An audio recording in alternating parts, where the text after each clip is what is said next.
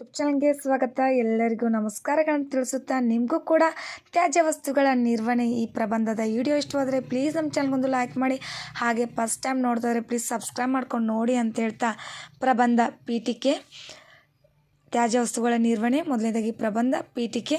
ನಮ್ಮ ಸುತ್ತಮುತ್ತಲಿನಲ್ಲಿರುವ ಪರಿಸರದಲ್ಲಿ ಮಾನವನು ಬಳಸಿ ಬಿಸಾಡಿದ ವಸ್ತುಗಳೇ ತ್ಯಾಜ್ಯ ವಸ್ತುಗಳು.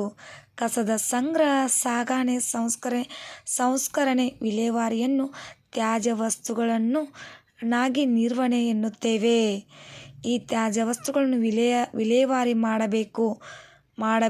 ಅವುಗಳನ್ನು ಹರಡುವ ಮತ್ತು ಪರಿಸರ ಹಾಳು ಮಾಡುವ ತ್ಯಾಜ್ಯಗಳನ್ನು ನಿಯಂತ್ರಿಸಬೇಕು. ವಿವರಣೆ: ಆರೋಗ್ಯಕರ ವಾತಾವರಣಕ್ಕೆ ತ್ಯಾಜ್ಯ ವಸ್ತುಗಳ ನಿರ್ವಹಣೆ ಬಹಳ ಮುಖ್ಯವಾಗಿದೆ. ತ್ಯಾಜ್ಯ ವಸ್ತುಗಳು ಕೆಲವೊಂದು ಸಾರಿ ಮರುಬಳಕೆ ಯೋಗ್ಯವಾಗಿರುತ್ತದೆ.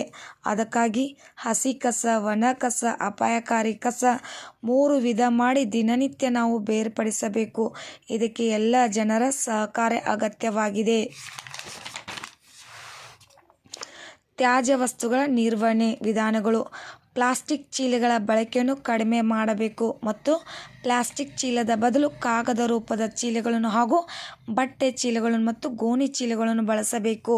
ಪ್ಲಾಸ್ಟಿಕ್ ಮತ್ತು ಕೊಳೆಯದ ತ್ಯಾಜ್ಯವನ್ನು ಬೇರ್ಪಡಿಸುವಿಕೆಯಿಂದ ಹಾಗೆ ತ್ಯಾಜ್ಯವನ್ನು ಪ್ಲಾಸ್ಟಿಕ್ ತ್ಯಾಜ್ಯ, ಸಾವಯವ ತ್ಯಾಜ್ಯ, ಅಜೈವಿಕ ತ್ಯಾಜ್ಯ, ದ್ರವ ತ್ಯಾಜ್ಯ ಎಂದು ವಿಂಗಡಿಸುವುದರಿಂದ ತಡೆಗಟ್ಟಬಹುದು. ತ್ಯಾಜ್ಯ ವಿಲೇವಾರಿ ವ್ಯವಸ್ಥೆ ಕುರಿತು ಜನರಿಗೆ ಅರಿವು ಮೂಡಿಸಬೇಕು. ಜಾಗೃತಿ ಅಭಿಯಾನಗಳನ್ನು ಆಗಾಗ ನಡೆಸಬೇಕು. ತ್ಯಾಜ್ಯ ವಸ್ತುಗಳ ಸಂಗ್ರಹಣೆ, ಸಾಗಣೆ, ಸಂಸ್ಕರಣೆ, ಚರಂಡಿ ಮತ್ತು ಕಸವನ್ನು ತೆಗೆಯುವುದು, ಮರುಬಳಕೆಯಿಂದ ನಿಯಂತ್ರಣ ಮಾಡುವುದು. ನಿಮಗೂ ಕೂಡ ತ್ಯಾಜ್ಯ ವಸ್ತುಗಳ ನಿರ್ವಹಣೆ ಈ ಪ್ರಬಂಧ ವಿಡಿಯೋ ಇಷ್ಟವಾದರೆ ಪ್ಲೀಸ್ ನಮ್ಮ ಚಾನಲ್ಗೊಂದು ಲೈಕ್ ಮಾಡಿ, ಸಬ್ಸ್ಕ್ರೈಬ್ ಮಾಡಿ, ಶೇರ್ ಮಾಡಿ. Thank you.